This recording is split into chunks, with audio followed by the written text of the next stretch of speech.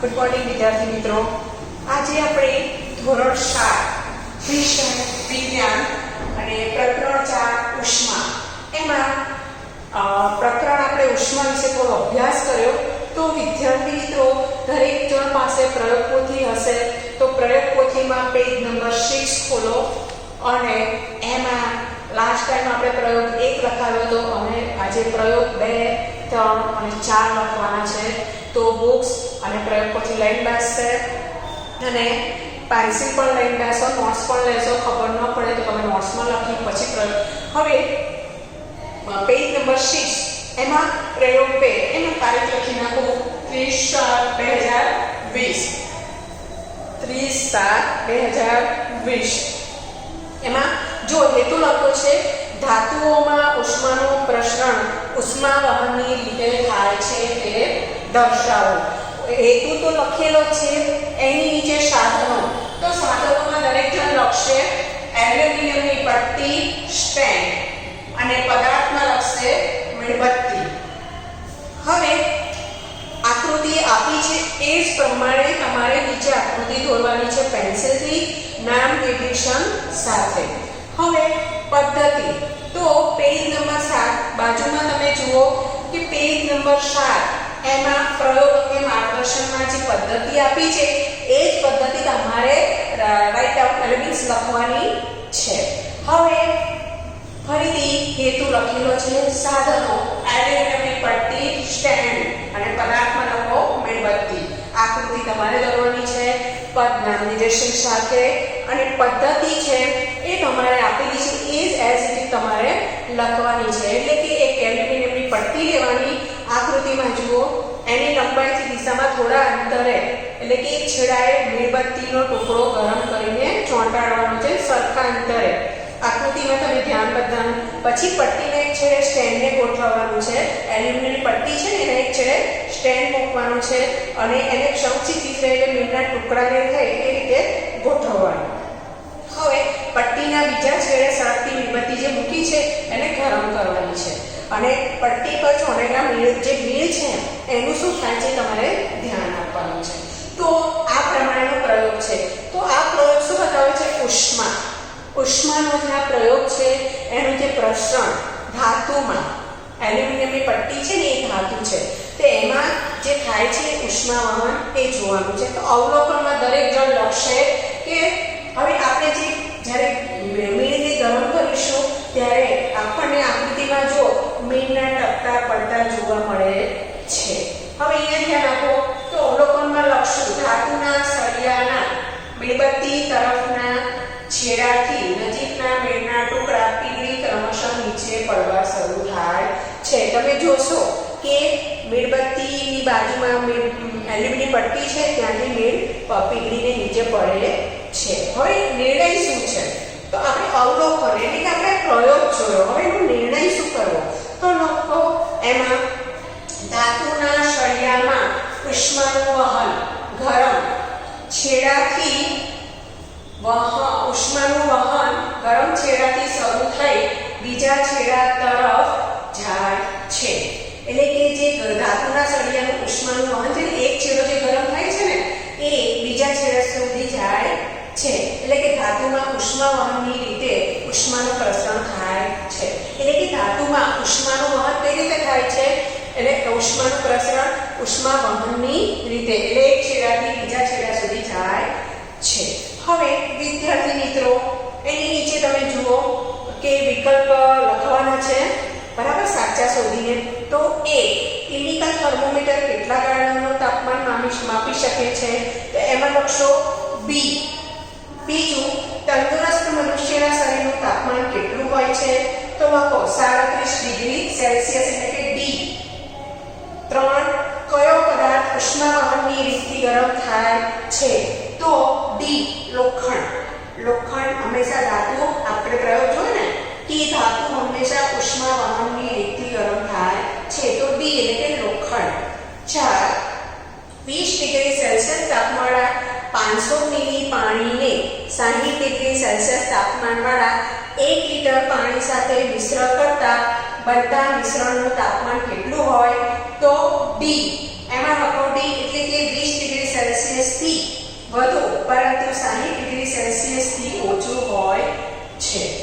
Number 5, 40 degree Celsius તાપમાન ધરાવતા લોખંડના ગોળાને 40 ડિગ્રી સેલ્સિયસ જેટલું જ તાપમાન ધરાવતા પાણીમાં મૂકવામાં આવે તો શું થાય? બંનેના ટેમ્પરેચર સરખા છે, લોખંડના ગોળાનું અને પાણીનું, અને એ ગોળાને આપણે પાણીમાં નાખવાનું છે. તો શું થશે? ઉષ્મા ગોળાથી પાણી તરફ કે પાણીથી ગોળા તરફ વહેશે નહીં, એટલે કે બી. 5માં આવશે બી. તો વિદ્યાર્થી મિત્રો, આ પ્રયોગ 2 હતો. એમાં આપણે હેતુ, સાધનો, પદાર્થ, આકૃતિ તમે દોરશો, પદ્ધતિ જોઈને જ લખવાની છે. પછી આપણે અવલોકન અને નિર્ણય જોયા અને પ્રશ્નોત્તરી જોઈ. એમાં આપણે 5ના આપણે વિકલ્પ પસંદ કરીને લખ્યા. હવે પ્રયોગ નંબર 3 જોશો. પ્રયોગ નંબર 3 એમાં તારીખ પેજ લખી દો, એમાં ડેટ લખો 31/7. પ્રયોગ નંબર 3. હવે એના સાધનો અને હું જેમ લખું એમ સાધનો, પદાર્થ બધું લખશો તમે સાથે સાથે.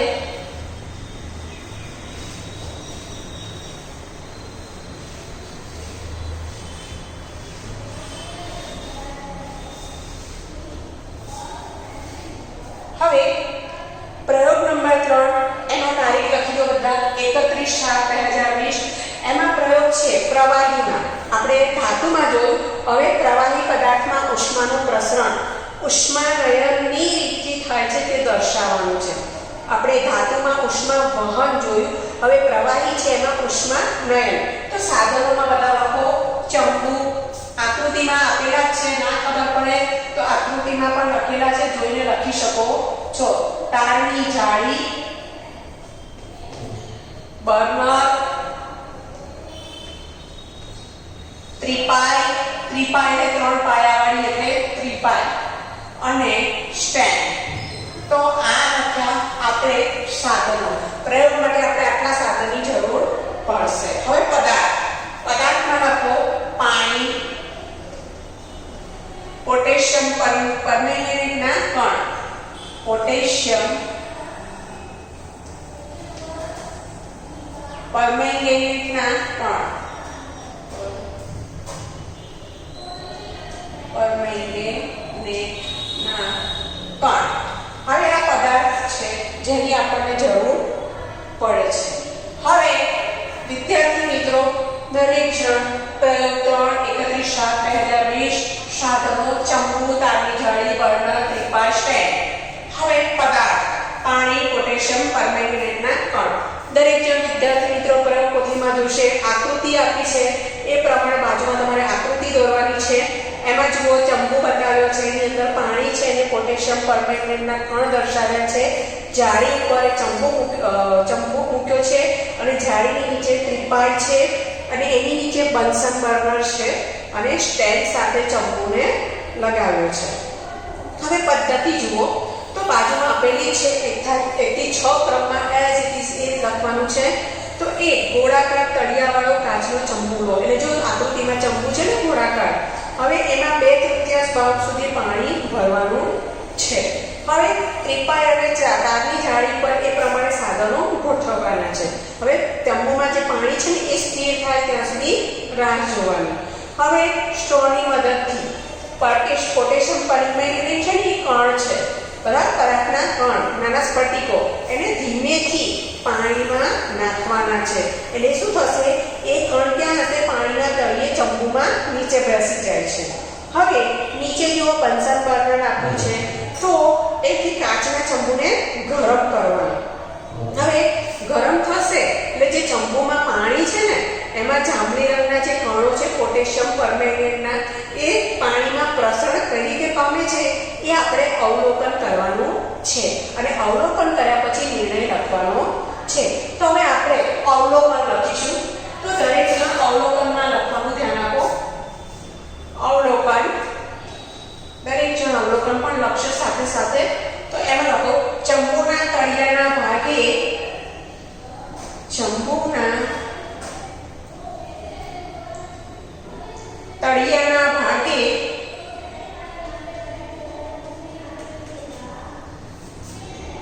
પાણી ગરમ થાય છે.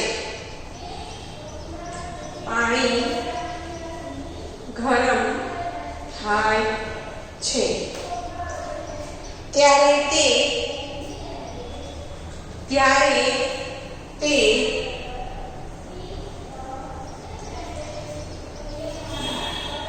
ગરમ પાણીના જાંબલી રંગના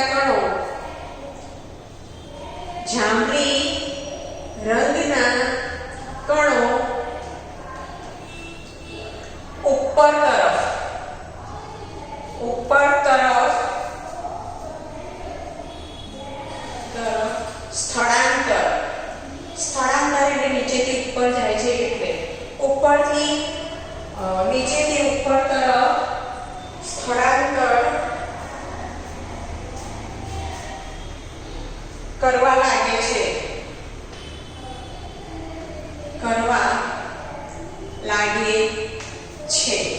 તેની જગ્યા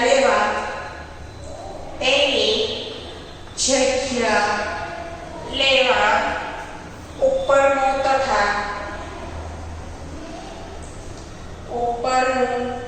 તથા આજુબાજુનું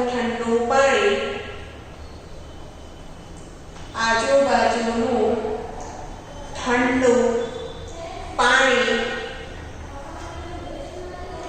નીચે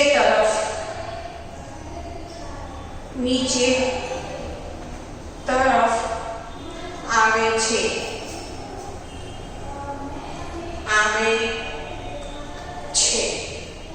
આ પાણી પણ ગરમ થતા તે ઉપર તરફ ગતિ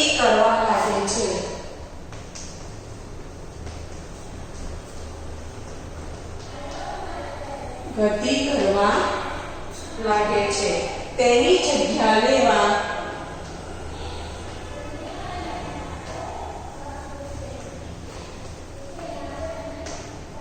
ઠંડુ પાણી તળિયા તરફ આવે છે.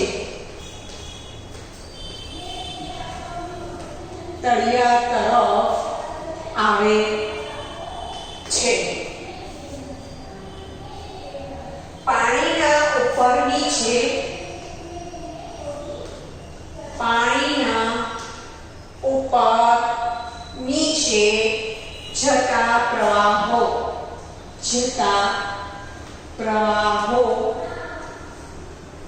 જાંબલી રંગને લીધે સ્પષ્ટ જોઈ શકાય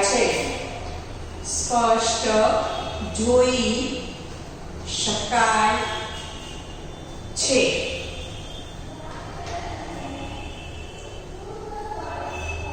થોડી વારમાં બધું પાણી જાંબલી રંગનું બને છે.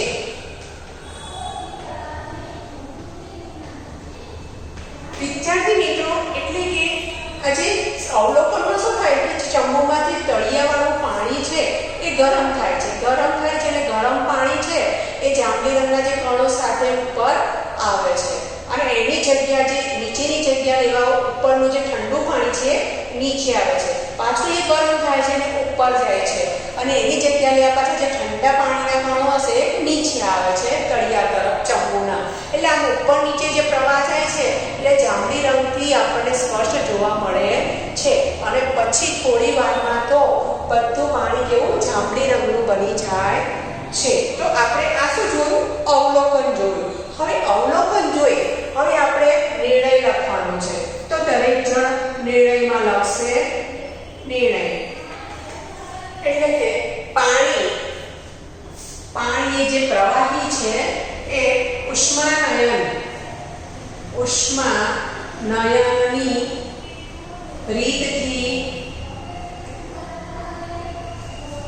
ગરમ થાય છે. બરાબર? તો આપણે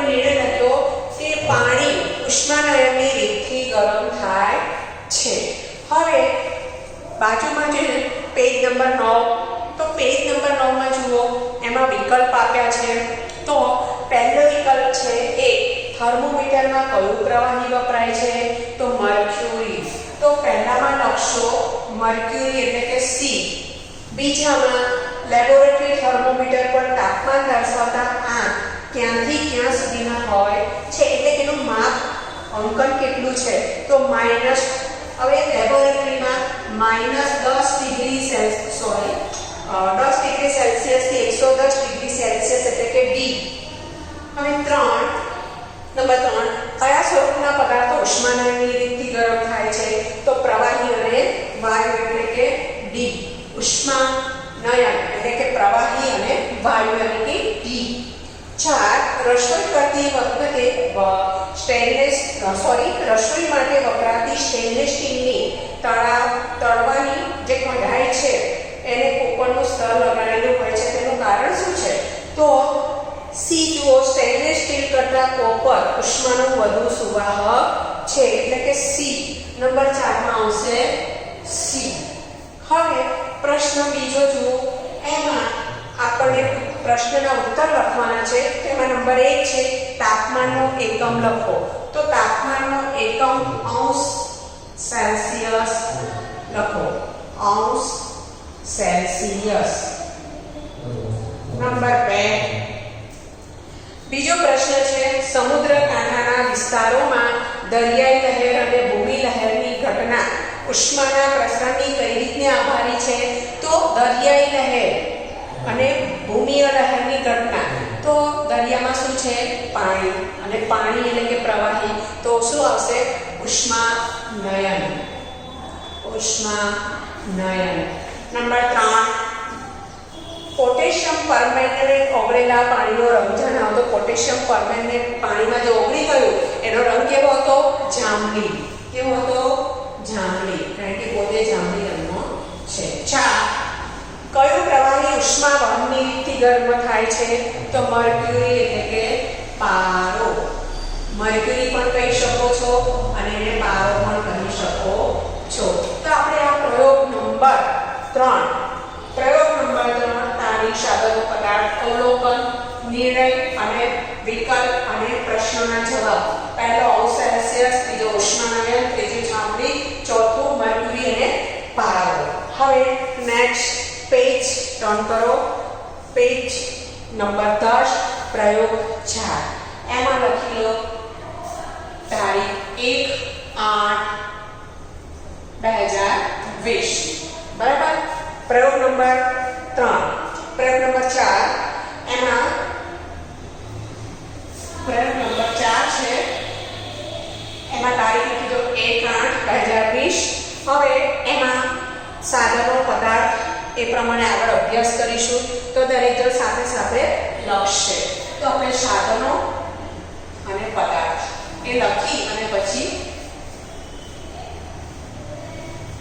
આગળ અવલોકન અને નિર્ણય જોઈએ. તો ત્યાં સુધીમાં દરેક જણ તારીખ લખી નાખશે અને આકૃતિ જે આપી છે એ જ પ્રમાણે તમારે બાજુમાં આકૃતિ દોરવાની છે, એ પણ નામ નિર્દેશન સાથે. અને ન ખબર પડે તો તમે નોટ્સમાં લખી શકો છો અને ના ખબર પડે તો બોર્ડ રાઉન્ડ કરી રાખવાનું અને પૂછી શકો છો. હવે ચલો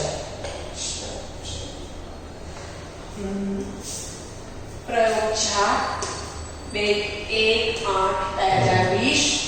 હવે સાધનો લખશો. જુઓ, કાળો ડબ્બો લેવાનો છે, જે તેલના ડબ્બા આવે છે ને, કાળો ડબ્બો અને સફેદ ડબ્બો, 2 ડબ્બા લેવાના છે. અને પદાર્થમાં આવશે પાણી. બરાબર. હવે આકૃતિમાં જુઓ 2 ડબ્બા બતાવે છે, કાળો અને સફેદ. એવા તમારે દોરવાના છે. અને પદ્ધતિ, તો પદ્ધતિમાં જોઈએ, પદાર્થમાં પાણી લેવાનું છે. તો પદ્ધતિમાં પતરાના એક સરખા 2 ડબ્બા લેવાના છે. એક ડબ્બાની બહારની સપાટી પર કાળો રંગ અને બીજાની સપાટી પર સફેદ રંગ કરવાનો છે. રંગ સુકાઈ જાય એટલે ડબ્બામાં સરખું પાણી ભરી અને બપોરના સમયે તડકામાં 1 કલાક મૂકી રાખવાનો છે. પછી 1 કલાક પછી ડબ્બામાં રહેલા પાણીનું તાપમાન નોંધવાનું છે. હવે બંનેના તાપમાન જોવાના છે, એટલે કે કાળો ડબ્બો અને સફેદ ડબ્બો બંનેના તાપમાન નોંધવાના છે. કયા ડબ્બાનું પાણી વધારે ગરમ છે? તો આ પ્રમાણે આ પ્રયોગ છે. તો એ પ્રયોગમાં તમારે આકૃતિ દોરવાની છે, જેને જ્યાં પ્રયોગ લખ્યો છે એ જ એઝ ઇટ ઇઝ તમારે લખવાનો છે. હવે અવલોકન લખીશું. તો અવલોકનમાં શું આવે કે અવલોકન છે કાળા રંગના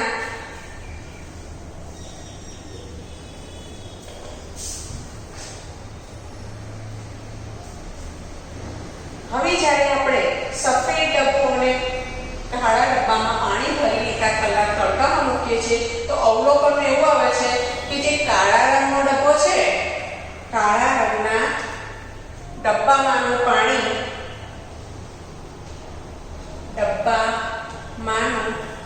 પાણી વધુ ગરમ હોય છે, વધુ ગરમ હોય છે. સફેદ રંગના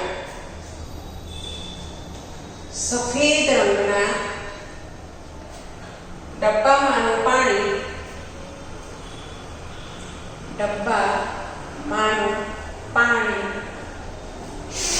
ઓછું ગરમ જણાય છે, ઓછું ગરમ જણાય છે. વિદ્યાર્થી મિત્રો, આપણે અવલોકન જોયું કે કાળા ડબ્બામાં જે પાણી છે એ વધારે ગરમ છે અને સફેદ રંગ છે એમાં થોડું ઓછું ગરમ છે. તો આ આપણે અવલોકન જોયું. પ્રયોગ કરીએ એટલે પછી અવલોકન કરવાનું હોય છે અને એ અવલોકન પરથી આપણે નિર્ણય કરવાનો હોય છે. તો આપણે નિર્ણય લખશું. નિર્ણયમાં લખશે દરેક વિદ્યાર્થી મિત્રો કે કાળા રંગની સપાટી સફેદ રંગની કાળા રંગની સપાટી સફેદ રંગની સપાટી કરતા ઉષ્માનું શોષણ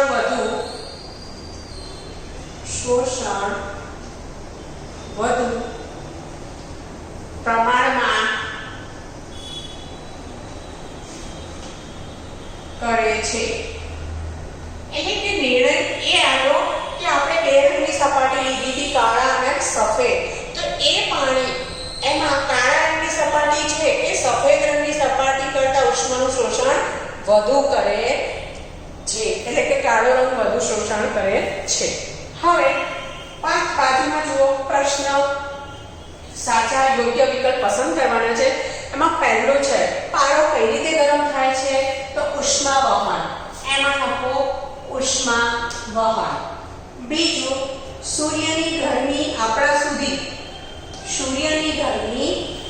સુધી ઉષ્માના પ્રસરણની કઈ રીતથી પહોંચે છે? તો ઉષ્મા વિકિરણ, એટલે કે સી. નંબર 3, કયા રંગની વસ્તુ ઉષ્માનું શોષણ સૌથી ઓછા પ્રમાણમાં કરે છે? તો સફેદ, એટલે કે એ. શું આવશે? એ, એટલે કે સફેદ. 4, નીચેનામાંથી કયો પદાર્થ ઉષ્માનો સુવાહક છે? તો તાંબુ. ચોથામાં આવશે તાંબુ, એટલે કે બી. અને 5મો નંબર છે ઉષ્માના પ્રસરણની કઈ રીતમાં માધ્યમ જરૂરી નથી? તો ઉષ્મા વિકિરણ. આ જે ઉષ્મા વિકિરણ છે એને માધ્યમની જરૂર પડતી નથી, એટલે કે સી.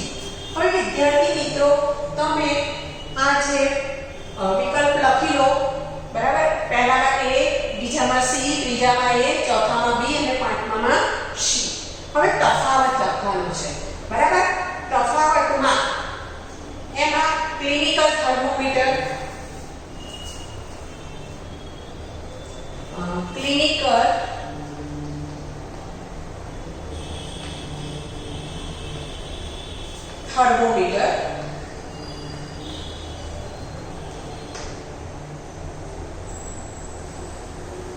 અને લેબોરેટરી થર્મોમીટર.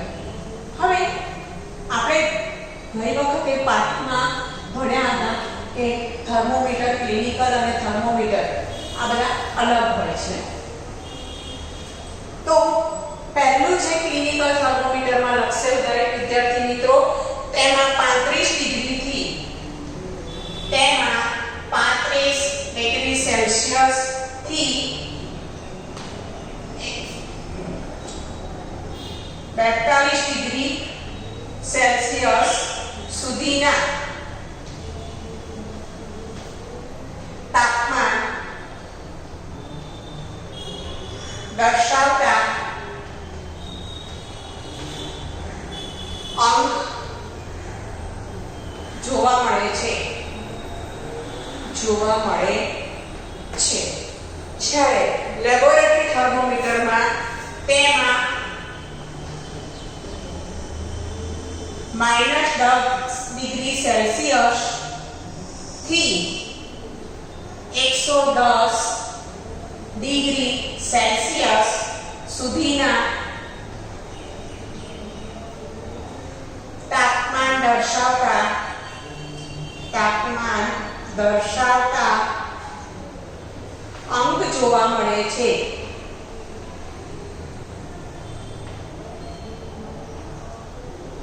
હવે ક્લિનિકલ થર્મોમીટરમાં જોઈએ નંબર 2, તે શરીરનું તાપમાન માટે વપરાય છે. તે શરીરનું તાપમાન માપવા માટે ઉપયોગમાં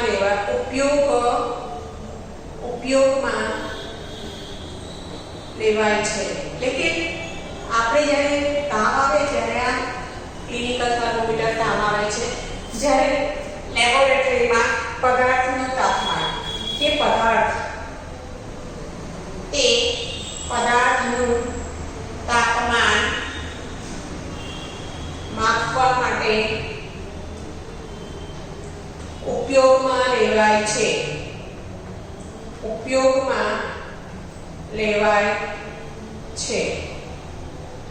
હવે આપણે આ પ્રયોગશાળ અહીં પૂરો થાય છે. તો પ્રયોગશાળામાં જોયું ઉષ્માનું શોષણ.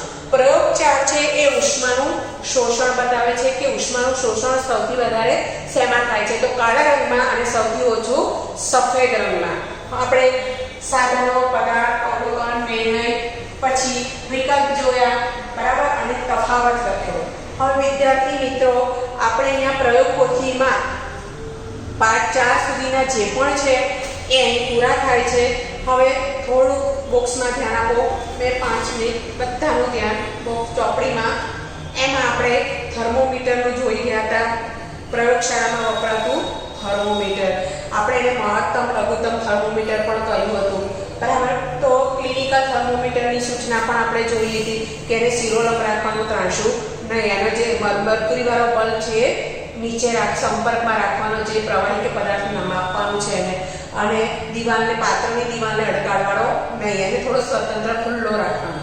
હવે આ પ્રમાણે લેબોરેટરીનું થર્મોમીટર આકૃતિમાં પણ આપ્યું છે, પેજ નંબર 39. હવે આ જે થર્મોમીટર છે એમાં જે પાતળા એમાં મરકરીનું હલનચલન જોવાનું છે. એ સ્થિર ના થાય ત્યાં સુધી આપણે રાહ જોવાની. એ પાણીનું તાપમાન દર્શાવે છે અને એનું નોંધ કરવાનું છે, પાણીનું તાપમાન જ્યારે માપીએ ત્યારે. હવે પ્રવૃત્તિ નંબર 4.5 થી આપણને બાકી હતું. તો દરેકનું ધ્યાન. પ્રવૃત્તિ નંબર 4.5, બીકરમાં બીકર અથવા કે કાચના પેરામાં થોડું ગરમ પાણી લો. લેબોરેટરીનું થર્મોમીટરને ડુબાડીને ઊભું રાખો. પારો સ્થિર થાય ત્યાં સુધી રાહ જોવાનું. ત્યારબાદ એનું અવલોકન નોંધવાનું છે. પછી ધીમે થઈને બહાર કાઢવાનું અને જોવાનું. તો પારાનું સ્તર શું થશે? નીચે ઉતરશે. એટલે કે થર્મોમીટર પાણીમાં ડૂબેલું હોય ત્યારે તાપમાનનું અવલોકન જોવાનું છે. હવે શરીરનું તાપમાન. ક્લિનિકલ થર્મોમીટરને મોઢામાં મૂક્યું, પણ મોઢાની બહાર કાઢીને તાપમાન માપ્યું. તો શરીરનું તાપમાન માપવા માટે લેબોરેટરીનું થર્મોમીટર વાપરી શકીએ ના, કારણ કે એમાં જે શરીરનું તાપમાન અને લેબોરેટરીનું થર્મોમીટર યોગ્ય નથી. બંનેના અલગ છે. હવે તમે આકૃતિના પેજ નંબર 40માં જુઓ. પેજ નંબર 40માં આકૃતિ નંબર જુઓ. ક્લિનિકલ થર્મોમીટરમાં જે થર્મોમીટર છે એમાં ખાંચ બતાવેલી છે, બરાબર. તો વિદ્યાર્થી મિત્રો, હવે અહીંયા ધ્યાન આપો. અહીંયા તો જે ક્લિનિકલ થર્મોમીટર છે એ પારો ભરેલો જે બલ્બ છે એની નજીક જે ખાંચ છે એ જુઓ. તો ખાંચનો ઉપયોગ શું છે? તો એ ખાંચ કેમ આવી છે? તો જે પારાનું સ્તર છે ને નીચે ઉતરી જતું એને અટકાવે છે. હવે એની નીચે જો બોક્સમાં આપ્યું છે થર્મોમીટર, તો પારાના વપરાશ અંગે અત્યારે પારો આમ તો જોવા જાવ ને તો પારો ઝેરી કહેવાય, બરાબર? તો ઝેરી પદાર્થ છે એટલે જ્યારે થર્મોમીટર તૂટી જાય એટલે પારાનો નિકાલ કરવો મુશ્કેલ થાય છે. એટલે અત્યારે ડિજિટલ થર્મોમીટર વપરાય છે. એ જો તમે આકૃતિમાં બતાવ્યું છે. તમે અત્યારે કોઈ હોસ્પિટલમાં જાઓ ને તો એ થર્મોમીટર મોઢામાં ડાયરેક્ટ તમને એનું બતાવે. ને અત્યારે તો ગન ટાઈપ થર્મોમીટર છે કે આમ ખાલી તમારા કપાળે ગન અડાડે છે. તમે મોલમાં કે બહાર ક્યાંય જતા હોસ્પિટલ તો તમારે પહેલાં ગનથી એ લોકો ટેમ્પરેચર જોવે છે, પછી તમને અંદર એન્ટ્રી આપે છે. તો અત્યારે ડિજિટલ થર્મોમીટર વપરાય છે. તો આપણે ક્લિનિકલ થર્મોમીટર અને લેબોરેટરી થર્મોમીટર એ ગઈ વખતે ભણી ગયા હતા. હવે નેક્સ્ટ ટાઈમ ત્યારે આપણે ઉષ્માનું પ્રસરણ છે જે આપણે પ્રયોગ કર્યા એ આપણે એનો અભ્યાસ કરશું. અને વિદ્યાર્થી મિત્રો, દરેક જણ સ્વાપોથી અને બુક્સ લઈને નેક્સ્ટ ટાઈમ બેસશે અને જે ખાલી જગ્યા છે બધું તમે કરશો. પ્રશ્નોના જવાબ ના આવે ટીક કરજો. નેક્સ્ટ ટાઈમ આપણે આનો અભ્યાસ કરશું.